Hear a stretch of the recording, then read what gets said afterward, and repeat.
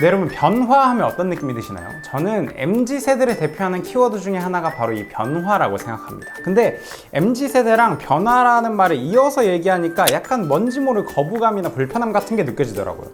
왜 그런가 했더니 요즘 유튜브에서 자주 볼 수 있는 컨셉 영상들 때문이었습니다. 30분 오늘 하루도 잘 버텼다. 이제 이곳을 탈출할 시간이 얼마 남지 않았다. 오늘은 칼퇴하고 바로 헬스장 가서 등 근육을 조질 거다. 내가 가장 좋아하는 부위다. 완성이다. 완벽한 문서 작업의 깔끔한 마무리. 이건 팀장님도 인정할 수밖에 없다. 아우성에 보답할 시간이다. 팀장님, 저 먼저 들어가 보겠습니다. 팀장의 눈빛이 싸늘하다. 아까 말했던 건 다 하고 가는 거야? 네, 그거 다 완성시켜서요. 그 단톡방에 올려놨습니다.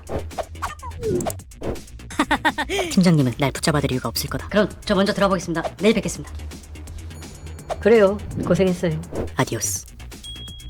사요나라. 자, 이걸 보시고 뭐가 틀렸다는 거지? 저 상사는 왜 늦지도 않았는데 꼬투리를 잡는 거지? 라는 생각이 드셨다면 변화하는 MZ세대이실 가능성이 높습니다. 반면에 아니 그래도 상사보다는 일찍 와서 먼저 준비하고 있었어야지 라는 생각이 드셨다면 변화하는 MZ세대에게 뭔지 모를 불편함을 느끼시는 분들일 수도 있겠습니다. 물론 이건 나이나 세대에 따라서 무조건 갈리는 이야기는 아닐 겁니다. 뭐 인식과 의식의 차이라고 할 수 있겠죠. 조금 과장되거나 극단적인 요소가 있을 수 있겠지만 이렇게 MZ세대 인식은 변화합니다. 물론 MZ세대라고 해서 변화한다라기보다는 시대가 흐르면서 모든 것이 변화한다라고 보는 것이 맞을지도 모르겠습니다. 그리고 그 속도는 점점 더 빨라지고 있죠. 우리가 최근 겪은 가장 대표적인 변화는 바로 코로나로 인한 변화겠죠. 많은 것이 변했지만 가장 큰 변화는 바로 이것이 아닐까 합니다. 네, 줌. 전 솔직히 코로나 전에는 줌이라는 것의 정체를 몰랐거든요. 근데 요즘은 모르는 사람이 없습니다. 이걸 통해서 비대면 수업, 재택근무 이런 문화가 자리를 잡았습니다. 정말 큰 변화죠. 등교를 하지 않아도 출근을 하지 않아도 수업을 듣고 일을 할 수 있다는 건 사실 코로나가 없었다면 쉽게 받아들여지지 않을 수 있는 변화일지도 모릅니다.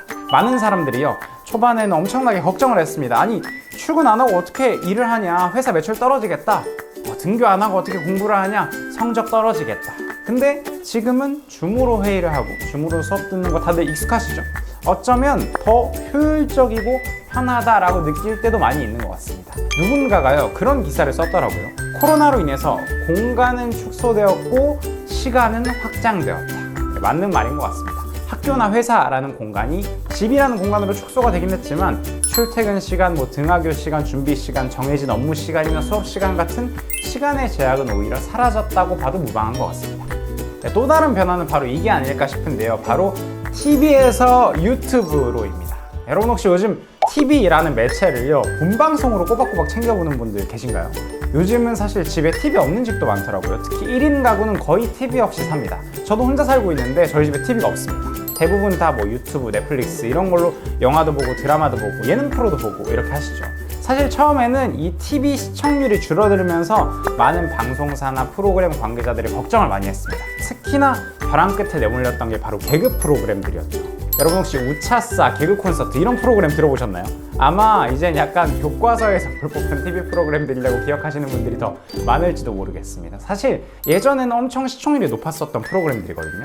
주말에 그거 안 보고 학교 가면 약간 유행에 뒤떨어진 사람 취급당할 정도로요. 근데 TV 프로그램의 시청률이 떨어지면서 이 개그 프로그램들이 다 폐지가 됐습니다. 그때 많은 사람들이 뭐라고 했냐면요, 이제 개그맨은 다 사라지겠다, 개그 문화는 다 죽겠다, 이런 걱정을 했습니다. 근데 어떤가요? 다 많이 보셨죠?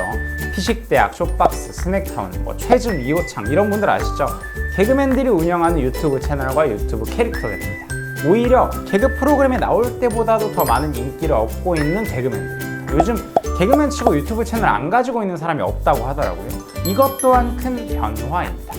여러분, 이러한 변화를 보면서요, 저는 두 가지를 느꼈습니다. 첫째는 뭐냐면, 변화는 처음에는 늘 어색하다, 그래서 걱정이 앞선다라는 것입니다. 학교라는 공간, 회사라는 공간이 사라지면 공부나 일이 되지 않을 것만 같은 걱정, 출근과 등교를 하지 않는 어색함이 느껴진다는 것이죠. TV 프로그램이 사라지면 일자리가 없어지지 않을까라는 걱정과 두려움, 관객을 직접 마주하지 않는 유튜브라는 플랫폼이 주는 어색함 같은 게 있었다는 것입니다. 어쩌면 MZ세대의 출근 의식 역시도 마찬가지겠죠. 상사보다 먼저 출근하고 정해진 시간보다 먼저 와서 준비를 하는 것이 당연하다고 생각했던 사람들이 느끼는 어색함과 걱정 같은 느낌일 겁니다. 이래도 되나? 이런 느낌이죠. 변화에는 항상 이런 것들이 따라오는 것 같습니다. 두 번째로 느낀 것은요, 바로 이것입니다. 우리가 느꼈던 그 걱정이랑 두려움 같은 것들이 사실은 중요한 본질이 아니었을 수 있었겠다라는 점입니다. 학교와 회사라는 건물이나 공간 자체가 본질이 아니라 내가 그걸 활용하는 시간이 본질이었던 것 같고요. TV 프로그램이나 개그 프로 같은 플랫폼이 본질이 아니라 결국 사람과 콘텐츠가 본질이었던 것이죠. 마찬가지로 상사보다 일찍 나와서 준비를 해야 된다는 것이 본질이 아니라 정해진 약속 시간을 지키는 것이 본질일지도 모릅니다. 저는 변화라는 요소를 통해서 이러한 점들을 발견할 수가 있었습니다. 사실 하늘부모님 성회에도요, 많은 변화가 있었습니다. 크고 작은 것들이 있었지만 역시 가장 큰 변화는 문선명 선생님, 참 아버님이겠죠. 2012년 문선명 총재님께서는 세상을 떠나셨습니다. 그걸 이제 성화라고 표현을 하는데요, 성화하셨다 이렇게 이야기를 하죠.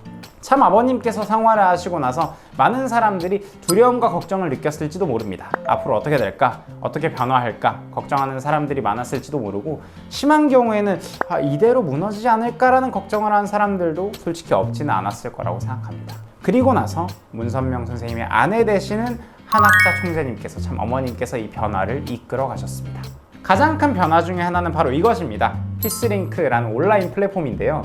위에서 얘기했던 것처럼 코로나로 인한 세상의 변화는 엄청났고, 하늘부모님 성의 역시 마찬가지로 그 변화에 적응해서 맞춰 나갔습니다. 많은 사람들이 직접 대면하는 행사나 대회 이런 것들은 꿈꿀 수 없다고 생각을 했는데, 한학자 총재님께서는 전 세계가 힘든 이 시기일수록 평화를 염원하고 세계의 문제를 해결하기 위한 대회를 펼쳐야 된다라는 생각으로 독자적인 플랫폼을 통해서 대회를 여셨습니다.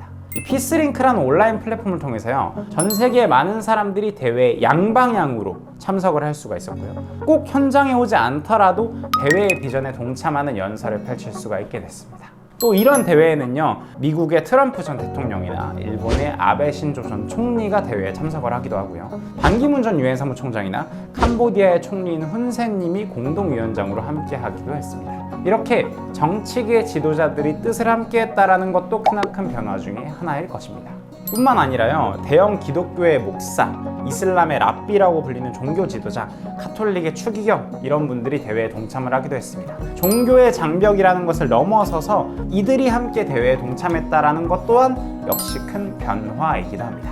또 다른 변화는요, 코로나 이전에 진행하셨던 전 세계에서 진행된 이제 축복식 같은 것들인데요, 이 또한 변화가 있었습니다. 우리는 흔히 하늘부모님 성회 통일교회 축복식이라고 하면 신도들의 대규모 합동 결혼식을 떠올리는데요, 한학자 총재님께서, 참 어머님께서 아프리카에서 진행하신 축복식은 단순히 이러한 의미의 합동 결혼식만은 아니었습니다. 여기에는 미혼자들도 참석하지만 이미 결혼을 한 부부도 참석을 하고요, 또 꼭 가정연합, 그러니까 통일교회 신도라고 불리는 사람들이 아니더라도 다른 종교를 가지고 있거나, 심지어는 그 지역의 전통신앙을 가지고 있는 부족의 부족장들도 참석을 해서 축복식에 동참을 합니다. 그 자리에 참석한 많은 사람들은요, 가정연합의 신도이면서 동시에 결혼식을 한다 라는 입장에서 참석한다기보다는 참된 가정의 가치, 즉 부부의 영원한 사랑을 맹세를 한다거나 사랑 넘치는 가정이 주는 행복의 가치의 소중함을 느끼면서 이것에 동참한다는 의미로 이 자리에 함께합니다. 어떤 한 종교에 속해 있는 신도들의 합동 결혼식 같은 의식의 개념이라기보다는 참된 가정의 가치를 함께 나누는 캠페인의 일종이라고 바라볼 수도 있겠습니다.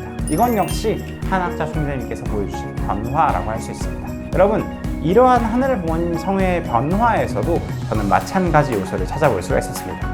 첫째로, 역시나 많은 이들이 이러한 변화에 걱정 어린 시선을 처음엔 보내기도 했다라는 것이 그렇습니다. 온라인으로 대회를 진행한다거나 혹은 정치 지도자들이 대회에 동참한다거나 이런 부분에서 의문을 가진 사람들도 있었겠고요. 다른 종교를 가진 사람들과 함께 축복식을 진행한다는 것 또한 어색함이나 불편함으로 받아들인 사람도 있었을지 모릅니다. 두 번째로 느낀 것은요, 마찬가지로 본질이 무엇일까를 생각해 볼 수가 있었습니다. 어쩌면 내가 생각했던 본질은 본질이 아니었을 수도 있지 않을까라는 생각을 하게 됐는데요. 신을 부모로 모시면서 모든 인류가 한 가족이 되는 세상을 꿈꾸는 하늘 부모님 성회에게 사실 본질이라는 것은 어떤 특정 종교의 종교적 행위라든가 혹은 그 종교의 신도가 되는 것이 아니라 평화로운 세상, 사랑 넘치는 가족이라는 가치와 비전에 동참하게 하는 것이 아니었을까라는 생각이 들었습니다. 오히려 그것이 본질이고 특정한 종교나 종교적 행위는 그 본질을 이루는 도움을 주는 도구일 뿐이지 종교 자체가 본질은 아닌 것이 아닐까라는 생각이 들었습니다. 그런 의미에서 또 다른 대표적인 변화 중 하나가 바로 이 명칭의 변화일 수도 있겠는데요. 하늘부모님 성회라는 명칭 또한 변화 중의 하나입니다. 가정연합 통일교회라고 지금도 주로 불리고 있지만 2020년도에 공식적인 명칭을 하늘부모님 성회라고 말씀해 주신 한학자 총재님이십니다. 어떤 사람들은요, 이걸 보면서 이렇게 얘기했을 겁니다. 아니, 우리의 전통, 본질이라고 할 수 있는 종교의 명칭을 바꿔도 되는 것인가? 그런데 저는 과연 그것이 전통이고 본질일까? 그렇지 않을 수도 있다라는 생각을 하게 됐습니다. 이름 한 글자, 명칭 하나가 아니라 하늘 부모님이라는 존재를 아는 것, 즉 신을 부모로 모시면서 그 아래에 온 인류가 한 가족임을 느끼고 이것에 동참하는 것이 진짜 본질이 아닐까라는 생각을 개인적으로 하게 됐는데요. 그렇기 때문에 그러한 세상을 만드는 데 함께 한다면 모두가 하늘 부모님 성회일 수 있다는 걸 이야기하시고자 이렇게 명칭을 변화해 주신 것이 아닌가라는 생각이 들었습니다. 특정한 종교의 신도냐 아니냐, 어떤 종교를 가지고 있으면서 어떤 이름으로 활동을 하고 있냐, 이런 것이 본질이 아니라 하늘 부모님 성회의 가치와 비전을 알고 이것에 동참하는 것이 본질이라고 할 수 있지 않을까라는 생각을 다시 한번 하게 됐는데요. 이것이 변화라는 요소가 저에게 준 하나의 깨달음이었습니다. 여러분 잘 아실 수도 있는데요. 지금 우리는 하늘 부모님 성회는, 통일교회는 사실 많은 어려움을 겪고 있다고 볼 수도 있겠습니다. 이러한 모습을 보면서요, 저는 생각해 봤습니다. 변화하고 있구나.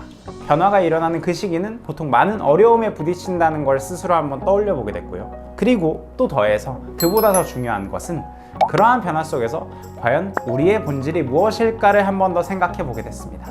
우리의 본질은 결국 종교, 신앙적 행위에 그치는 것이 아니라 평화로운 세상, 모두가 한 가족이 되는 세상을 만드는 것이, 이러한 운동에 동참하는 것이 본질이 아닐까라는 생각을 하게 됐는데요. 종교라는 것은 그러한 가치와 비전을 실현하기 위한 하나의 도구이지 그 자체가 본질인 것은 아니지 않을까라는 생각을 다시금 하게 되었던 것 같습니다. 그러한 시선으로 하늘 부모님 성회를 바라본다면 종교라는 이름 아래 마치 그것이 본질인 것처럼 가로막고 있는 많은 안개들을 걷어내고 진짜 우리의 가치와 비전을 찾을 수 있지 않을까라는 생각을 개인적으로 하게 됐습니다. 하늘 부모님 아래 인류 한 가족이라는 우리의 가치를 더욱 집중해서 바라봐야겠다라는 생각을 하게 됐습니다. 그리고 그 본질이 틀리지 않고 흔들리지 않는다면 그 외에 많은 것들은 언제든 변화되고 개선될 여지가 있다고 생각합니다. 이걸 이루기 위한 많은 수단들은 도구이지 그 자체가 본질이 될 수는 없을 테니까요. 문제나 어려움을 무시하기보다는 그것으로 인해서 본질마저 흐려지거나 무엇이 진짜 중요한 것인지를 잃게 되는 오해는 하지 않아야겠다라는 생각을 스스로 하게 됐습니다. 여러분 어떠신가요? 혹시 지금 삶 속에서 어떠한 불편함이나 두려움을 느끼고 계십니까? 그렇다면 어쩌면 지금의 나는 변화의 순간에 위치해 있는지도 모릅니다. 그럴 때 과연 내가 지금 두려워하고 있는 이 변화라는 것이 본질일까 혹은 도구일까라는 걸 떠올려 보는 것도 좋을 것 같습니다. 만약 본질이 아니라 도구라고 느껴진다면 그 변화를 기꺼이 받아들이고 이끌어야 할지도 모르겠습니다. 우리의 본질은 변하지 않는 것 같습니다. 변하지 않는다면 그 가치는 이어지는 것 같고요. 오늘도 잘 들으셨다면 구독, 좋아요, 댓글, 알림 설정까지. 그럼 다음 시간에 만나요. 안녕!